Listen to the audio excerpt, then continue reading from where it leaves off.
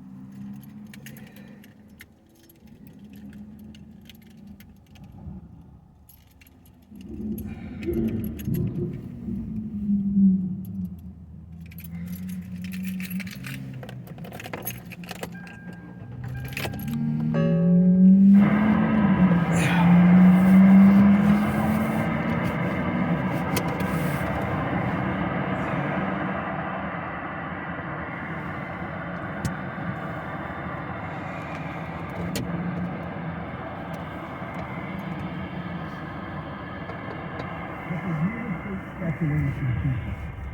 And I know this is one of my wacky anti-capitalist things. Foreign national or any foreign corporation should be allowed to own single-family homes inside the United States.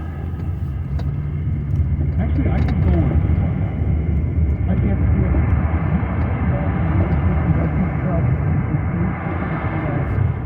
May God have mercy on your soul, and I hope your dividend checks me out. I do not believe that Chinese nationals should be coming to the United States, buying up single-family homes in the United States, driving up the cost of comparable homes in the area for no reason except speculation, and reducing the available housing stock at the lower end of the spectrum. And I saw it firsthand. I worked for the world's second largest place, which is the country's second largest home builder for several years. And I saw people come in, foreign nationals come in, and it was, oh, the family is buying this house. And they would have a half dozen people at the used to be a lot. You couldn't just walk into the sales center. We would have a line of people on the street. So this was back then? Yeah, this was 2005, 2006. So yeah, right as the bubble was getting ready to burst. And we would have lotteries. So you would come out and you would get a wristband with a number on it, and then we would draw for who got to be the buyer of the available stock, and then who would back up. And so every single house within a business on a new housing stock would have a primary buyer and a backup buyer ready to go.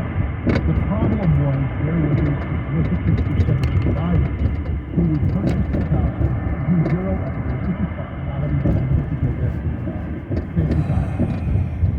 But they would leave them at base level everything, and then the house would sit empty. There was no family need. There was no desire for a family, and there was no interest in maintaining the property. They would buy the house and they would sit on it, and then resell it in 6 months, a year, 2 years, or at that time, sometimes profit. If that's American citizens learn that as personal assistance. But if you live here and you've got the scratch, if you are an American citizen and you're sitting on American housing stock just to make a profit, yeah, so you got Americans to do the same thing. I would agree with you. Yeah, the San Francisco has a problem in itself. There is no all the available housing for generations. Yes, there is no opportunity to bring it into the there is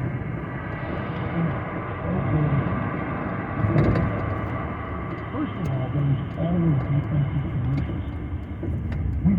San Francisco has got a tremendous amount of empty commercial space right now. And the conversion of that commercial space to accommodating housing is not the big lift that some of those commercial property owners are pretending that it is. It can be done, and it can be done in a relatively cost-effective way. Certainly more cost-effective than ripping down a skyscraper and starting from scratch. So do you think District 5 Supervisor Dean Preston might actually be able to accomplish something by taking a look at some of those commercial real estate properties that aren't doing anything, that are just sitting vacant, and maybe using his authority to turn them into housing rather than blaming the economic system that feeds us all? Here's the bizarre thing. Now, you and I basically, it's just a matter of casual speculation, have gotten into something that has been discussed by other supervisors in San Francisco and has been a conversation with developers, commercial and real estate, in the region for a couple generations. Because there's always the question of, what do we do if the economy shifts? And so that has been a discussion with developers in the city for 40 years. This guy never even gets to that point in the conversation. All he wants to put across is that arresting drug users and sweeping up homeless camps is counterproductive. These people aren't hurting anything lying on the street dying of an overdose. They're not really scary. You're just scared of them, and their scabies and their infestation and God knows what's flowing out of their unwashed hands. No. The problem isn't that the behavior and the lifestyle and the standards are unacceptable. The problem is that people just need to chill out.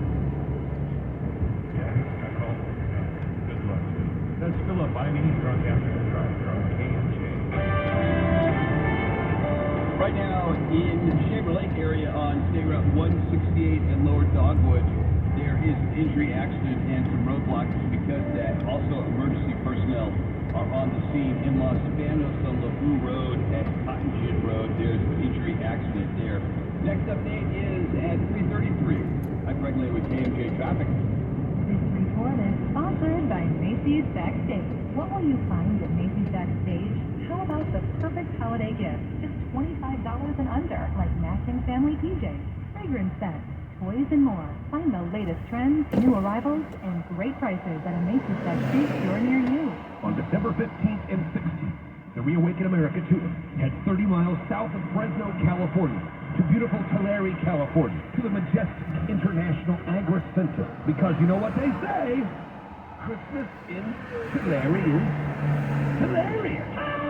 Yes, yes, yes, and yes. On December 15th and 16th, Carol Flynn, Eric Phillips, Cass Patel, Devin Nunes, Dr. Stella Emanuel, Dr. Simone Gold, Laura Trump, Mike Lindell, Pastor Leon Benjamin, Team Brewer, and Team America take the Reawaken America Tour into beautiful Tulare, California. And with 70-plus speakers over a 2-day event, this incredible December 15th and 16th Reawaken America Tour is going to blow your mind. And did I mention you can name your price? Request your tickets today at time23america.com. December 15th and 16th, the Reawaken America Tour heads to Tulare, California. Get your tickets at time23america.com. That's time23america.com.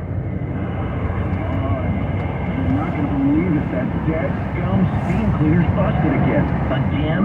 Geez, did you make a call? Yeah, and they want to condemn the unit. That's it. It's always the same thing with those guys. This time call A&E.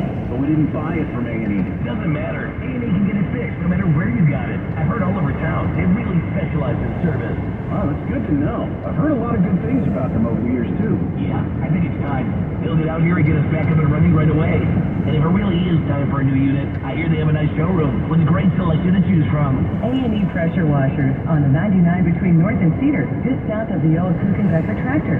Look for the big blue sign. For water recycling systems, steam cleaners, and of course pressure washers, give A&E a call at 275-3891 or visit aefresno.com. And for your service needs, no matter where you bought it, call A&E at 275-3891.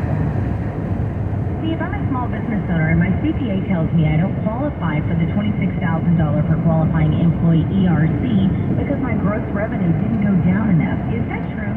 The law provides you can qualify for ERC if you satisfy either of two tests. The easy test, which is math that your CPA told you about, or a different but complex facts and circumstances test that some CPAs either don't know how to apply or just don't take the extra time and effort to determine your eligibility. You're a tax attorney. How can you speak about CPA? I was a practicing CPA before I was a tax attorney, and our law firm includes both CPAs and tax attorneys. Now, is there a deadline to apply before the ERC is no longer available? Yes. All aspects of the ERC with you to get your qualifying check. Call 888-TAX-DEAL. That's 888-TAXDEAL. 888-TAX-DEAL. Or MoskowitzLLP.com. MOSKOWITZLLP.com. Gift giving just got better at Harris Ranch Resort. We're spreading a little holiday cheer with a special promotion just for you. For every $100 Harris Ranch gift card you purchase, we're giving you a $20 bonus card, absolutely free. To take advantage of this limited time offer, visit us at harrisranch.com, or better yet, stop on by in person, where our friendly team members will happily assist you. But hurry, this offer won't last long. Share the gift of an unforgettable experience at Harris Ranch Resort this holiday. For more information, visit harrisranch.com. Harris Ranch, where the West unwinds. Are you a business owner in the Central Valley looking for expert human resource and payroll solutions? Look no further than the Evans HR Group. Since 1996, the Evans HR Group has specialized in tailor-made solutions that meet your unique needs. Whether you prefer in-person consultations, telephone support, or online assistance, we've got you covered. Contact the Evans HR Group today at 559-228-6130 or visit us online at hr-management.com. Stacking Benjamins with Joe and his good friend OG not only has great financial insight, it's laid back with humor too. The number of times we've had experts on this year around being burnout and all the things we talked about overspending, these cookware kitchen things solve all those problems. I mean, number one, you can make healthier food because it's at home, and frankly, there's nothing better for my mental health than at the end of my day, putting on some music and just having to chop carrots. You know what I mean? Find out more by searching the Stacking Benjamins podcast, wherever you listen. This is KMJ. We're targeted to the needs of the American people at KMJNow.com or anywhere you stream. Thank you for choosing the afternoon drive this beautiful Tuesday afternoon. That's Philip Tressi. My name is E. Curtis Johnson. Fox News is reporting that Chicago Mayor Brandon Johnson has begun filing dozens of lawsuits against what the mayor calls rogue bus companies who have been transporting migrants from the southern border to Chicago. In an effort to show the seriousness of the migrant crisis, we've heard lots of stories about some Republican governors who have sent buses to Democratic-controlled states and sanctuary cities, Chicago being one of them. The Chicago mayor has said the care of more than 24,000 migrants who have arrived in Chicago since August 22 has taken on heightened urgency as winter sets in and tested the limits of how welcoming the city can be. The mayor goes on to say the city has filed 55 lawsuits since it implemented new rules about when and where buses can arrive in mid-November, according to the city law department. The lawsuits address 77 total buses, all of which have been accused of violating the rules. Public records show that in some cases, there's also fines against the bus company. In addition to that, the mayor declared that Chicago continues to welcome asylum seekers, but the city cannot and efficiently cannot shelter migrants when bus companies contracted by the state of Texas flagrantly violate all safety measures that the city has put in place. I don't particularly agree with the mayor's tactic here, but it's smart on his part. The city certainly has the legal authority to pass laws that govern transportation on city streets. A bus ordinance would certainly be one of them. The interesting thing about it is that there's been 460 buses arrive since just May. So it sounds like if that rate continues, it sounds like he's going to have plenty of opportunities to put his new implementation to work. Because let's face it, the traffic at the border certainly hasn't slowed down. I think that the point that the border state governors were trying to make with the busing of migrants into sanctuary cities, I think that they have succeeded in making their point. What's frustrating about this is my initial reaction is, okay, Governor DeSantis, Governor Abbott, chill. You got the point across. And now we are going to get into not just pushing Chicago, pushing New York, pushing Sacramento to acknowledge that their policies are creating an attractive nuisance that affects your population. Now we're getting into, are we going to ship migrants to Chicago to sit in the streets in winter? Because you're going from making a point to being a jerk. That's a fair comparison, because it's one thing to say, well, they're in jeopardy in Texas, but you're shipping them north to where it's freezing temperatures, sub-zero in some cases. But on the flip side, all of these states engaged in massive political posture with the sanctuary city and sanctuary state concept. They made a decision. And that decision was to effectively say to cities and states and municipalities that have been dealing with immigration, taking it on the chin for decades. Yeah, you don't know what you're talking about. These people aren't so bad. This situation isn't so bad. You act like it's some kind of drain on your resources. I mean, what the hell, guys? It's just taxpayer money.